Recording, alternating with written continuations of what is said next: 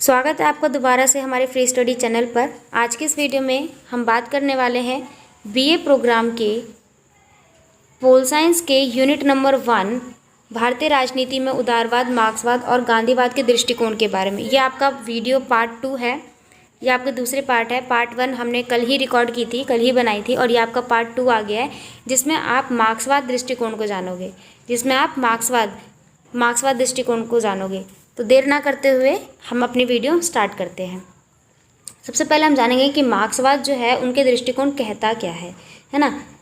वही जहाँ अगर आपने फर्स्ट वीडियो नहीं देखी है तो सबसे पहले जाकर के आपको हमारे पार्ट 1 देखनी है, क्योंकि अगर पार्ट 1 आपने नहीं देखा है तो पार्ट 2 को आप बिल्कुल भी क्लियर तरीके से नहीं समझ पाओगे, क्योंकि काफ़ी चीज़ें यहाँ पर इंटरलिंक है। देर ना करते हुए सबसे पहले आपको वो वीडियो देखनी है, ज़्यादा लंबी नहीं है वो वीडियो, ये 7 से 8 मिनट की होगी, आराम से देख सकते हो आप। और उसके बाद आपको मार्क्सवाद पे आना है। मार्क्सवाद पे आओगे तो आप चीज़ों को अच्छे तरीके से समझ पाओगे और रिलेट कर पाओगे, ठीक है। तो आपको अगर वो वीडियो नहीं देखी है आपने तो आप उसको ज़रूर देखें। तो हम स्टार्ट करते हैं। राजनीति में मार्क्सवाद के दृष्टिकोण। वहीं जहाँ उदारवादी दृष्टिकोण के अंतर्गत राज्य तथा राजनीति को समाज के लिए महत्वपूर्ण माना जाता है। बिल्कुल, अगर आपको याद हो तो मैंने आपको बताया था कि लिबरलिज्म में जो है, यानी कि उदारवादी जो होते हैं वो अपना केंद्र बल किस पे रखते हैं, समाज पे रखते हैं। समाज पर उनका प्रमुख बल होता है, यानी कि प्राथमिकता किसको देते हैं, वो समाज को देते हैं। तो वही चीज़ यहाँ पे कही है कि उदारवादी दृष्टिकोण के अंतर्गत राज्य तथा राजनीति को समाज के लिए महत्वपूर्ण माना जाता है। वहीं दूसरी तरफ मार्क्सवादी दृष्टिकोण जो कार्ल मार्क्स एड रिप्लेस के दृष्टिकोण पर आधारित है और राज्य को विवाद उत्पन्न करने वाला माना जाता है। यानी कि मार्क्सवाद जो है उनका ये कहना है कि जब किसी भी राज्य में राजनीति पैदा होती है तो वहाँ पे विवाद उत्पन्न होता है। अब देखो चीज़ें बहुत अच्छी तरीके से क्लियर हो जाएगी। उदारवादियों का कहना है, उदारवादी कहते हैं कि राज्य में राजनीति होनी चाहिए, है ना। उदारवादी कहते हैं कि राज्य में राजनीति होगी तभी उन्नति हो पाएगी, लिबरलिज्म का कहना है ये। पर मार्क्सवाद, दूसरी तरफ मार्क्सवाद कहते हैं कि अगर किसी राज्य में राजनीति हुई तो वहाँ पे विवाद उत्पन्न हो सकता है। यानी कि दोनों ही पर्सपेक्टिव बिल्कुल आपस में अलग है ना। जहाँ ये शांति पर बल दे रहे हैं, लिबरलिज्म जहाँ शांति पर बल दे रहे हैं, वहीं मार्क्सिज्म जो है वो विरोध उत्पन्न कर रहे हैं, है ना, सशस्त्र विद्रोह पर बल दे रहे हैं।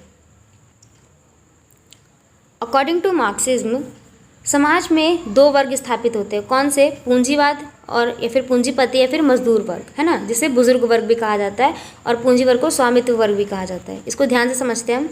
समाज में कितने वर्ग विभाजित किए गए हैं मार्क्सिज्म के द्वारा? 2 वर्ग।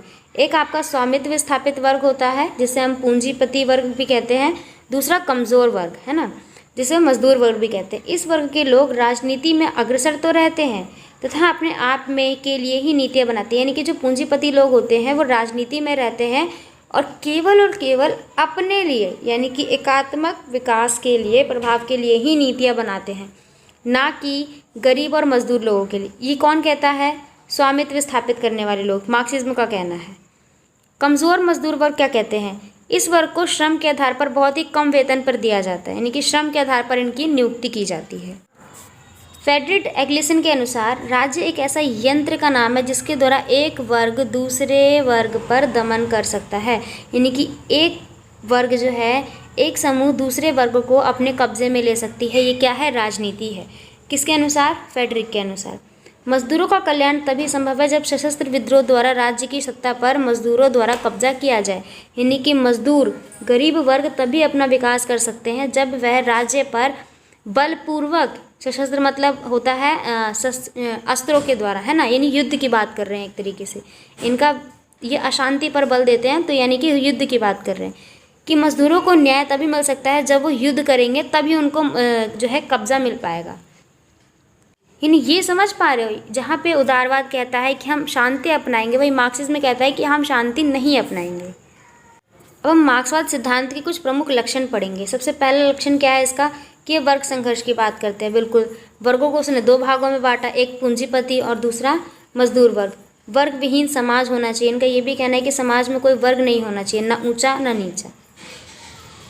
मजदूरों की तानाशाही, मजदूरों पर तानाशाही होती है। और क्रांति का सिद्धांत इन्होंने दिया था कि क्रांति हम किसी भी देश में कैसे कर सकते हैं। तो ये तो था आपका मार्क्सिज्म। यानी मार्क्सवाद जो है वो क्या कहता है। अब देखिए आपने क्या क्या चीज़ें पढ़ ली। आपने अभी तक लिबरलिज्म पढ़ लिया, लिबरलिज्म हो गया आपका, मार्क्सिज्म हो गया। अब कौन सा पर्सपेक्टिव रह रहा है, अब गांधीज़ पर्सपेक्टिव रह रहा है, यानी कि गांधीवाद अभी आपका बाकी रह रहा है। तो हम देर ना करते हुए अब हम एक एक करके गांधीवाद को समझते हैं। ठीक, गांधीवाद की तरफ हम बढ़ते हैं। देखिए सबसे पहले देखिए कि गांधीवाद है क्या। तो गांधी जी के द्वारा, महात्मा गांधी जी के द्वारा दिए गए सभी विचारों को गांधीवाद कहा गया है ना। वाद का मतलब ही होता है विचारधारा। तो गांधी जी के दृष्टिकोण के अनुसार गांधी जी का मानना था कि देश में स्वराज यानी बाहरी शक्ति का अभाव, स्वराज का मतलब क्या होता है, बाहरी शक्ति का अभाव। देश में स्वराज अथवा स्वशासन की स्थापना होनी चाहिए। स्वराज की मांग भी तो गांधी जी ने ही की थी। जनता की स्वतंत्रता तथा अधिकारों में न्यूनतम हस्तक्षेप होना चाहिए, किसका, राज्य का, स्टेट का। सबसे कम शासन करने वाले सरकार को सबसे अच्छा माना गया। ये किसने कहा, ये डेविन थोरो ने कहा, जो कि एक गांधीज्म विचारक के थे।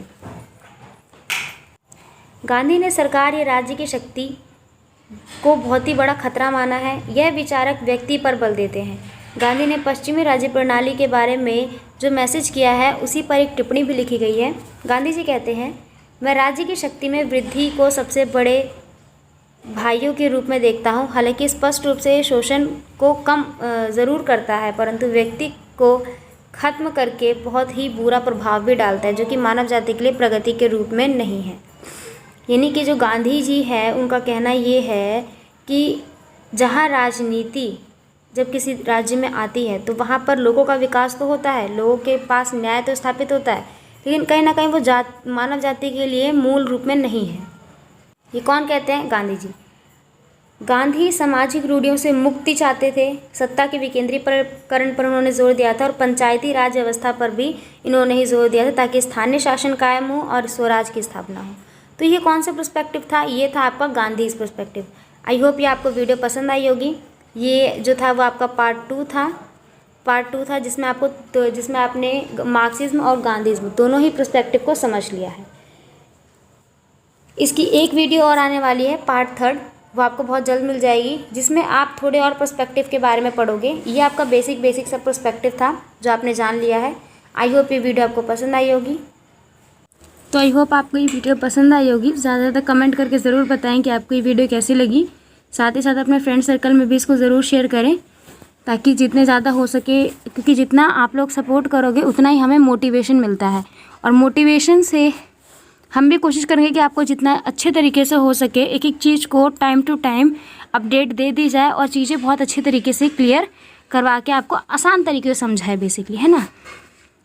तो आशा रहेगी आपको ये वीडियो पसंद आई होगी, और अगर ये वीडियो अच्छी लगे आपको तो कमेंट करके ज़रूर बताना, या फिर जो भी आपके डाउट होते हैं आप कमेंट बॉक्स में वो कमेंट भी कर सकते हैं।